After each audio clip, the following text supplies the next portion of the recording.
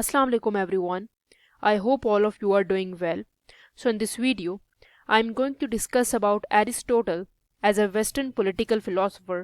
और ये जो टॉपिक है ये बेसिकली पॉलिटिकल साइंस का लेक्चर नंबर 2 है जो कि वेस्टर्न पॉलिटिकल थॉट के अंदर से है.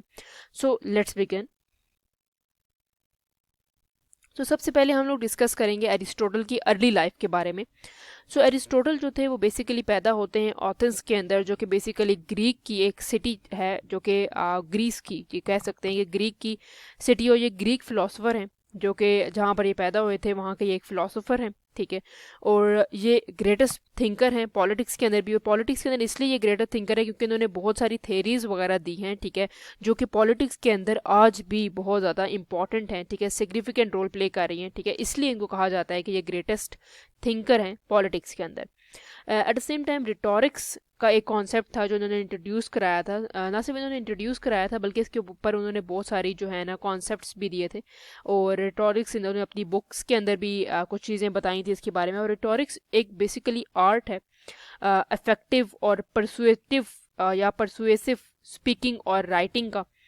और इसको कहा जाता है कि एक फिगर्स ऑफ स्पीच है, ठीक है. बेसिकली ऑरेटरी के अंदर ये काम आता है और स्पीच को एलोक्वेंट करने के लिए, मतलब उसको मज़ीद डेकोरेट करने के लिए रिटोरिक्स का यूज़ किया जाता है, ठीक है. एक लॉफ्टीनेस होती है, ठीक है, एक बहुत ज़्यादा डेकोरेटिव लैंग्वेज हम कहते हैं जिससे अब हम बहुत ज़्यादा ना बढ़ा चढ़ा कर कोई लैंग्वेज इस्तेमाल करते हैं, तो इसको मतलब होता है कि ये रिटोरिक्स हैं, ठीक है. और ये ऑरेटरी के लिए काम आते हैं. सिमिलर जो वर्ड है रिटोरिक्स का वो ऑरेटरी है, ठीक है. एट द सेम टाइम इन्होंने ये एक एम्पेरिसिस्ट है, ठीक है. इनको कहा जाता है कि एम्पेरिसिस्ट है. जैसे कि मैंने पिछली वीडियो के अंदर बताया कि प्लेटो जो थे, जिनके ये जो इनके टीचर थे वो आइडियलिस्ट थे, ठीक है. और आइडियलिस्ट का मतलब यह होता है कि आइडियाज़ जो हैं वही सब कुछ है, ठीक है. और उनके नज़दीक जो आइडियलिस्ट होते हैं, ठीक है, वो यही कंसिडर करते हैं कि जो सेंसेस से पहले जो है ना आइडियाज़ हैं, हर चीज़ से पहले आइडियाज़ हैं, वो मोस्ट सिग्निफिकेंट थिंग है. लेकिन जो एम्पेरिसिस्ट होते हैं वो ये बिलीव करते हैं और वो सपोर्ट करते हैं that all knowledge is based on experience derive from senses, ठीक है. तो एम्पेरिसिस्ट जो होते हैं वो रैशनल और प्रैक्टिकल अप्रोच रखते होते हैं, ठीक है. जिस तरह के एरिस्टोटल हैं वो भी एम्पेरिसिस्ट थे, वो भी रैशनल अप्रोच रखते थे. और वो कहते थे कि हर चीज़ जो है, हर एक जो नॉलेज है वो एक्सपीरियंसेस के ऊपर बेस्ड होते हैं कि इंसान क्या एक्सपीरियंस करता है. और एक्सपीरियंस हम कहाँ से लेते हैं? अपनी सेंसेस से, ठीक है. उसके बाद इन्होंने एक लाइजियम एकेडमी खोली, ठीक है, जो कि 335 BC के अंदर इन्होंने ओपन की, ठीक है. और इनके जो स्टूडेंट थे वो अलेक्जेंडर द ग्रेट थे, ठीक है. जैसे कि ये प्लेटो जो थे वो अकेडमिया खोल चुके थे और उसके अंदर जो स्टूडेंट थे उनके एरिस्टोटल थे. इसी तरह एरिस्टोटल ने भी अपनी एक एकेडमी खोली जिसका नाम था लाइसियम और उनके स्टूडेंट थे Alexander the great. So let's move towards Aristotle's work. तो एरिस्टोटल के जो वर्क थे उसके अंदर एम्पेरिसिज्म जो था वो बहुत इंपॉर्टेंट था, ठीक है. एम्पेरिसिज्म का मतलब ऑलरेडी डिस्कस कर लिया पीछे कि सबसे पहले जो इसका मतलब होता है कि वो इंसान जो सपोर्ट करे that the theory that all knowledge is based on experience derive from senses, ठीक है. और मोस्टली जो साइंटिस्ट होते हैं एम्पेरिसिस्ट होते हैं बाय नेचर. इसी तरह एरिस्टोटल जो थे वो भी एज अ फिलोसफर एम्पेरिसिस्ट है. और अपनी जितने भी वर्क्स हैं उसके अंदर उनकी ये चीज़ ये एक जो है ना सिग्निफिकेंट रोल शो करते हैं उसके अंदर. अपने वर्क्स के अंदर ये जगह, हर जगह पर ये चीज़ नज़र आती है उनकी एम्पेरिसिस्ट है.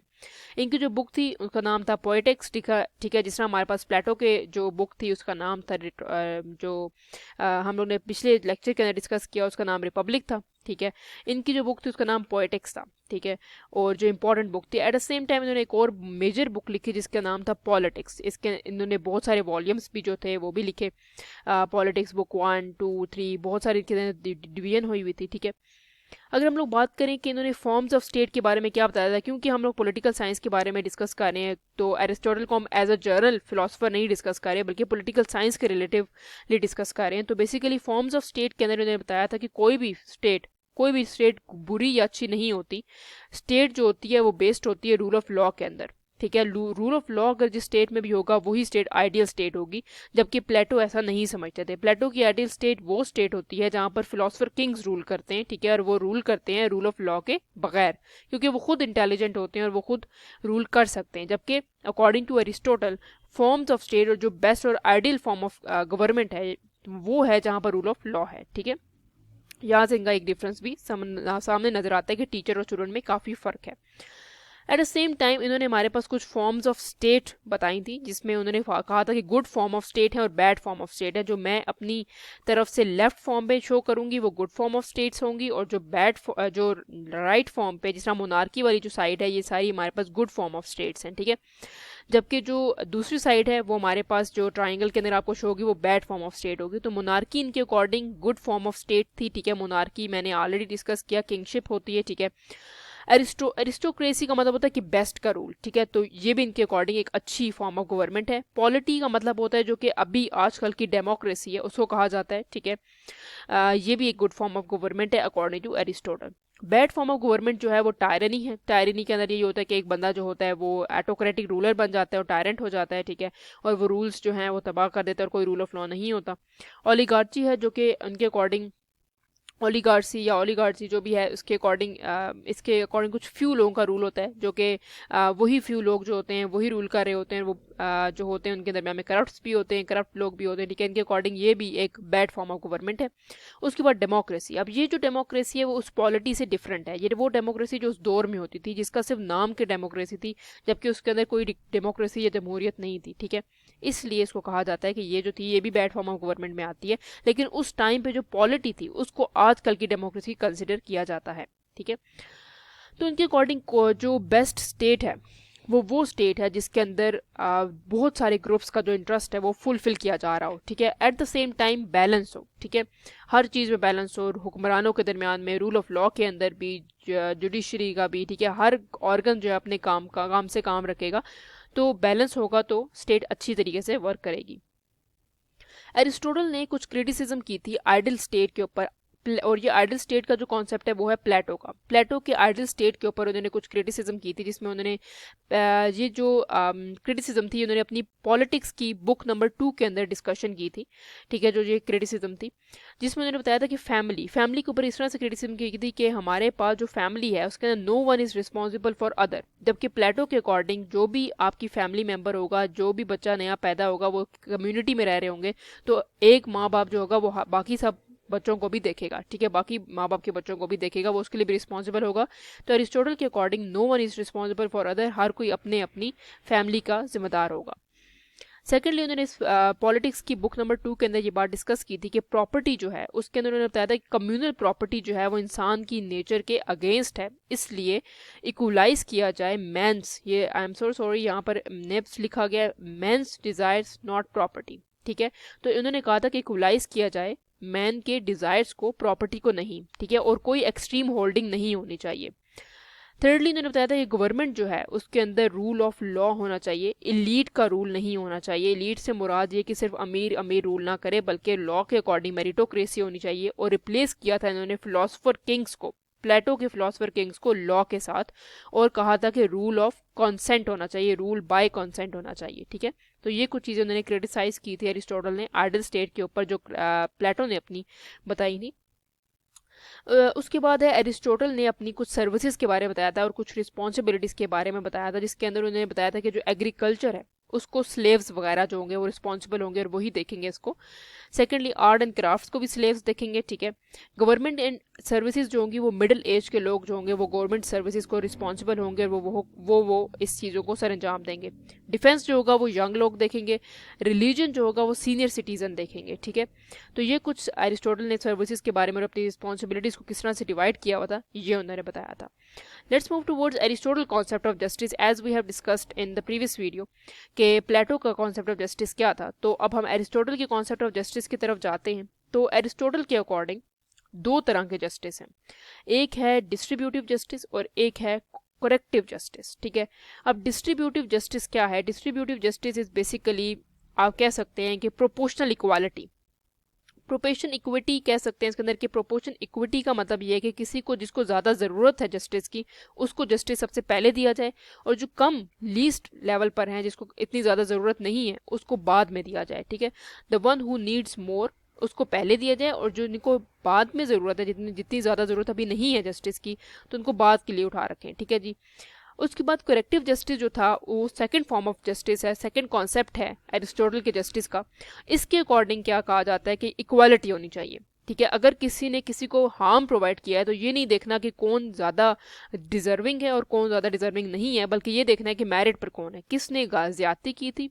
ठीक है, फेयरनेस होनी चाहिए, रिट्रीब्यूटिव होना चाहिए। अगर उसने हाथ के बदले हाथ किया है तो हाथ के बदले हाथ होना चाहिए। ठीक है, हाथ काट दिया तो हाथ के बदले हाथ होगा।